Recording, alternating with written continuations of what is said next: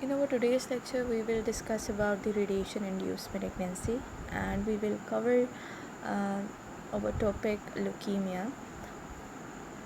So, the radiation-induced malignancy have been observed in the experimental animals, and on the basis of these experiments, we have concluded that the dose-response relationship has a linear known threshold response, and that means by increasing the dose we are basically increasing the chances of producing the malignancy, the radiation induced malignancy. Although there is no specific dose to produce these radiation induced malignancies. And if we talk about the leukemia, then we have concluded we have made conclusions on the basis of our laboratory test, and we did not have sufficient data to make any conclusions, human related data to make any conclusions, but still there have been a lot of researches done on different population groups, and these population groups that have been studied were the American radiologists, the radiotherapy patients, the children who irradiated in utero, and the atomic bomb survivors from Hiroshima and Nagasaki. So the first population group that we are going to discuss is the atomic bomb survivors from the Hiroshima and Nagasaki, and this is the greatest information that we have based on the human data, and from which we have accumulated the information regarding the radiation induced leukemia in humans.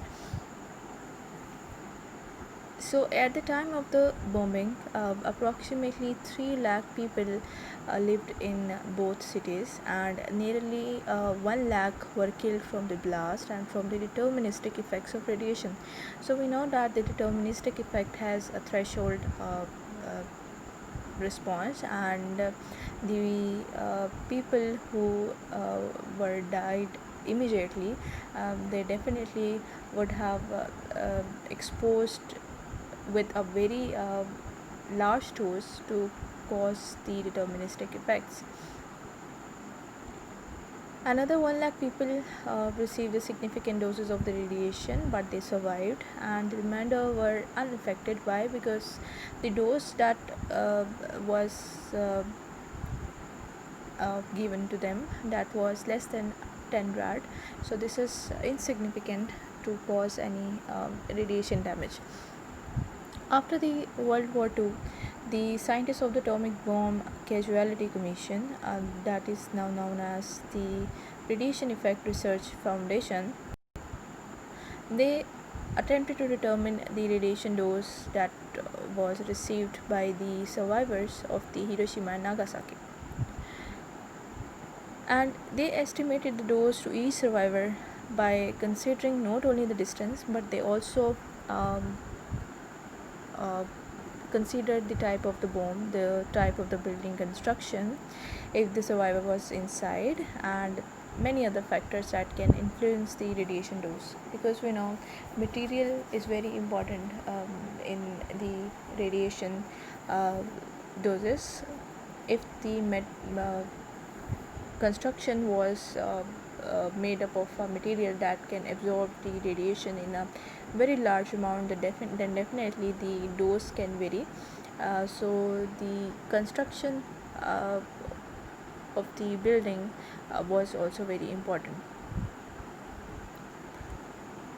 So this is the data, and this is showing a summary of the data that was obtained from the survivors, and the data is also presented graphically, and you can see that what they concluded was that the bomb survivors have at least 100 times increased risk of developing the radiation induced malignancy as compared to those who are non irradiated population.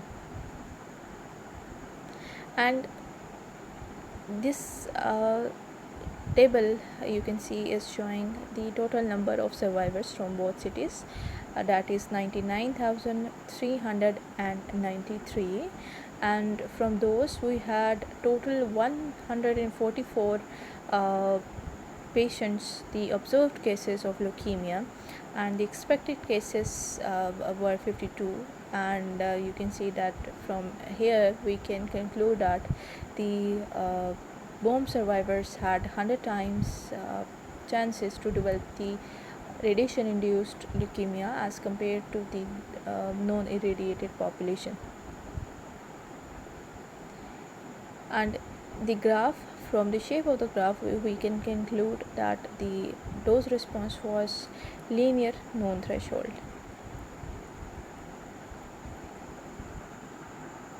This is another graph, and what the researchers did, they studied the bomb survivors for the 40 years after the bombings, and data has been presented as cases per 1 lakh, and they include for the comparison the leukemia rate in the population at large and in the non-exposed population of the bombed cities. So you can see a rapid rise in leukemia incidence reaching at plateau after 5 years, and then the incidence is declining slowly for approximately 20 years when it reached the natural level that can be experienced by the non-exposed population. So you can see that the plateau has been reached after the 5 years, and the incidence then declined slowly after 20 years when it reached the natural level that can be experienced by the non-exposed population. So from here we concluded that the radiation induced leukemia is considered to have a latent period of 4 to 7 years, and the exposed population will be at risk for a period of approximately 20 years, and after that the chances will decline significantly to a level that can be experienced by the non-exposed population.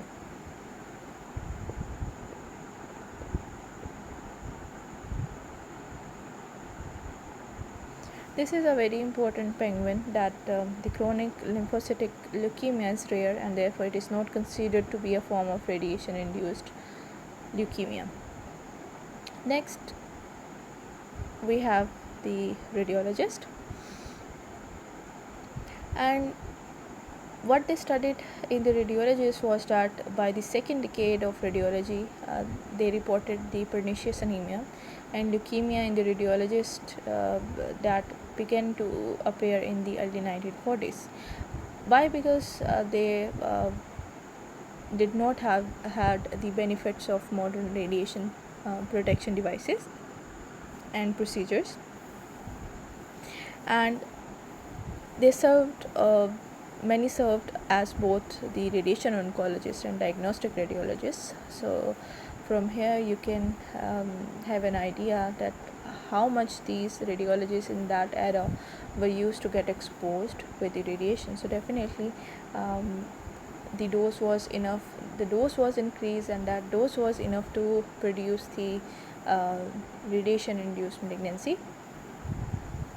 So it has been estimated that some of these early radiologists received doses exceeding 1 GYT per year, that is approximately 100 watt per year. But currently American radiologists do not exhibit an elevated incidence of leukemia compared with other physician specialists.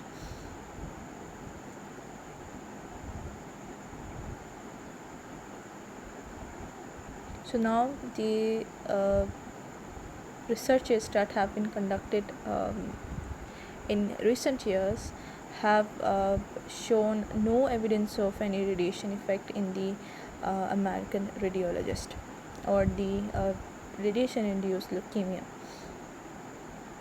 Then they studied the radiation induced malignancy in the patients with the ankylosing spondylitis, and you know that this is an arthritic condition of the vertebral column, and the patient is unable to walk or move upright uh, with the great difficulty. And for the relief, for approximately 20 years, the radiation therapy was thought to be um, a very effective treatment for these patients. But then they started uh, observing the cases of leukemia in these patients. So the radiation therapy was a permanent cure and remained the treatment of choice for approximately 20 years, until it was discovered that some who had been cured by the radiation were dying from the leukemia. And it has been shown in this graph.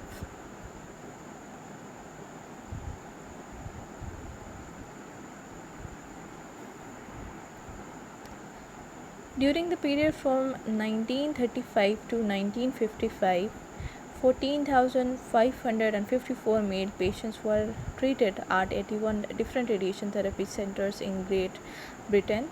Review of the treatment records have shown that the dose to the bone marrow of the spinal column ranged from 1 to 40 GY, that is approximately 100 to 4,000 rad. Reported 52 cases of leukemia in this population.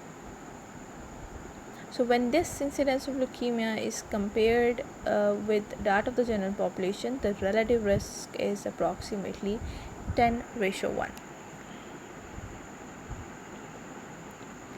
Then they studied these effects in the other populations, and several studies have been designed to link the leukemia incidence with the environmental radiation.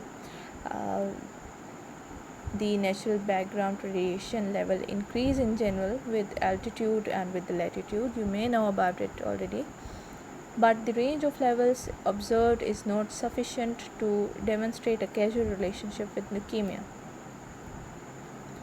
Other population groups that have provided evidence, both positive and negative, regarding the leukemia inducing action of radiation induced radium watch dial painters, children receiving the superficial X-ray treatment, and some additional adult radiation therapy groups. So these all were the grouped population in which the radiation induced malignancy, especially we have covered the leukemia. So the radiation induced leukemia was studied, and these groups are the atomic bomb survivors, the radiologists, and also those patients who were treated with the radiations with the condition of ankylosing spondylitis, and some with the other conditions. For example, the children who received the superficial X-ray treatment, the adults with the radiation therapy, and the radium watch dial painters. And they have plotted the observed data into graphs, and we have discussed about the conclusions as well.